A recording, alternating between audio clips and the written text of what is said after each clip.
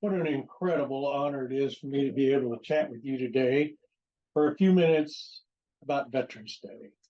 First of all, thank you very much for even taking the time to do this. Originally, it was known as Armistice Day, and in 1918, on November the 11th, at the 11th hour, the 11th day of the 11th month, a treaty or an armistice was signed by the U.S. and Allied forces with Germany to end World War I. It was signed in a railroad car in the middle of the Campagne forest in the middle of France. Congress made it an official holiday in 1938. And in 1954, President Eisenhower renamed it Veterans Day. We thought we were through with wars, but we were wrong. This nation owes a great debt to its veterans, whose service to the nation spans every decade, every year, and every day of our country's existence. Through untold courage and sacrifice, American veterans have secured the liberty which the founding fathers sought to establish here in the New World. Whenever and wherever the nation has called in times of darkness and in danger, as well in times of peace and prosperity, American veterans have been there. Veterans have proudly carried the torch of liberty for all to see. Who are these people that are willing to leave the comforts of their home and their families to go to places all over the globe and have their courage and honor tested and affirmed in a very special moment of history? Well, I believe he's a retired Marine who is now a cop on the beat and through his diligence stops a potential terror threat against our nation. He or she is the nurse who fought against futility and went to sleep sobbing every night for a year while working desperately to save lives in Vietnam. He's a drill instructor at Parris Island who saved countless lives by turning slouchy, no-account rednecks and gang members into United States Marines and teaching them to watch each other's back. He's a Navy SEAL who's part of a secret combat operation that invades a compound in Pakistan and puts an end to the leader of Al-Qaeda. He's a parade-watching veteran who pins on his ribbons and medals with a prosthetic hand and then proudly stands and salutes as the American flag passes by while others stay seated. He's the three anonymous heroes whose bodies are in the tomb of the unknown at Arlington National Cemetery and represent all the unknown heroes whose valor went with them on battlefields all over this world and in deep, dark oceans. He's the old guy bagging groceries at the supermarket who now has palsy and works aggravatingly slow, who helped liberate a Nazi death camp and now wishes all day long that his wife were still alive to hold him when the nightmares come. They're soldiers, sailors, airmen, Marines, and Coast Guardsmen who daily are willing to sacrifice their lives so that others may live. Jesus said in John 15:13, greater love has no one than this, that they lay down their lives for their friend. When you meet a veteran, do me a favor and touch them and simply say thank you. Those two words will mean so much more than you would ever know. Veterans over the centuries have sacrificed so much to obtain and preserve a precious freedom. This includes our God-given right to worship our Creator anytime, anywhere. To serve our flag and the freedom they represent faithfully and effectively, we must meet certain requirements. Before one can become a veteran, they must first be a good soldier. So my question for you today is, what does it take to become a veteran? In 2 Timothy, the second chapter, verses 3 and 4, Paul makes this brief statement. You, therefore, must endure hardship as a good soldier of Jesus Christ.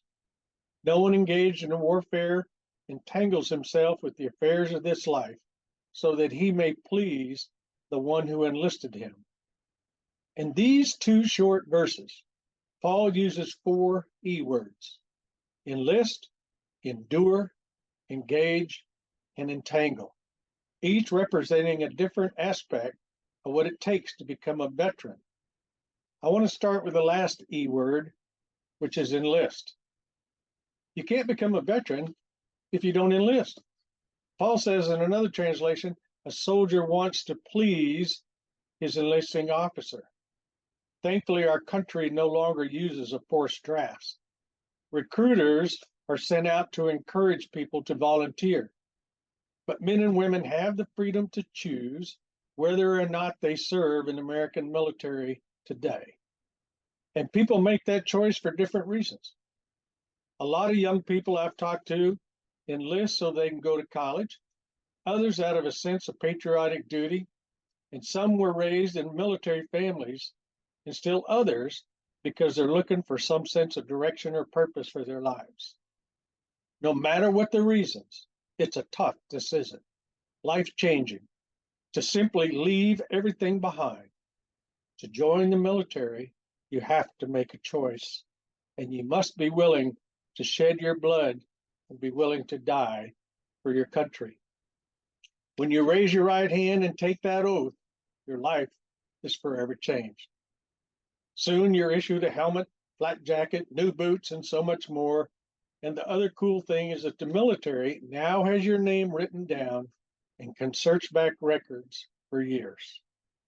So the first step is you have to enlist. The second step, Paul says, is to endure. American soldiers in every branch of the military have a lot to endure, not the least of which is grueling physical punishment experienced during basic training.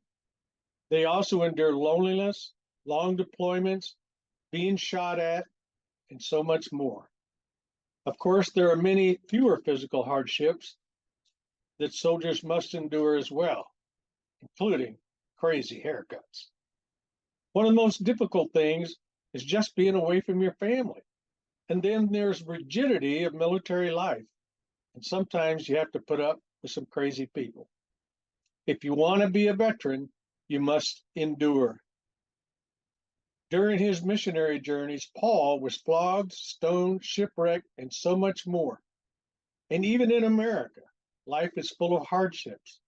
Bad things happen, and our faith is tested. Maybe the greatest endurance was Jesus himself. Hebrews 12:2 says, "Let us fix our eyes on Jesus, the author and perfecter of our faith, who for the joy set before him endured the cross, scorning its shame, and sat down at the right hand of God." Sometimes veterans lose friends. Family members don't want anything to do with you, and coworkers may reject. So we enlist and we endure, and the next thing it says is we engage. General Sherman once said, "You don't know the horrible aspects of war." I've been through 2 wars, now I know. I've seen cities and homes in ashes. I've seen thousands of men lying on the ground, their dead faces looking up to the skies, and I can tell you, war is hell. I have personally experienced the horrible aspects of war, and I have great respect for those who have been engaged in war. We had to engage the enemy to be effective. Even those service men and women who were blessed to serve during peacetime, however, must still be prepared to engage the enemy. Through training exercises and combat practice, they stay sharp and vigilant, always prepared for battle. We learn to trust the person to our right and to our left, and to have their back. And we do not fight alone in most cases. So to be a veteran, you have to enlist, you have to endure, you have to engage. And lastly, Paul says, don't get entangled, the last E word. No one serving as a soldier gets entangled in the concerns of civilian life. I know about a sailor, shortly after joining the Navy, asked his chief for a pass so he could go attend a wedding. The chief gave him the pass and informed the young man he had to be back by 7 p.m. Sunday. "You don't understand, Chief," said the sailor. "I'm in the wedding." "No, you don't understand," the chief shot back. "You're in the Navy. When you serve the American flag, you're expected to be completely committed to your country and to allow nothing to prevent you from performing your duties and serving faithfully. It might be politics, chasing after money, new house, new car, promotion, pleasing others, and so much more, but it doesn't matter. And as I said before, we want to say many thanks to the veterans who have served to preserve our political freedoms, which allows us to freely worship our Creator and gives us the greater freedom that we all need. Thank you for taking time to listen to me this morning. And I would ask you one other favor. Would each one of you give Miss Portillo a great big hug? She's my daughter, and I love her very much. Happy Veterans Day.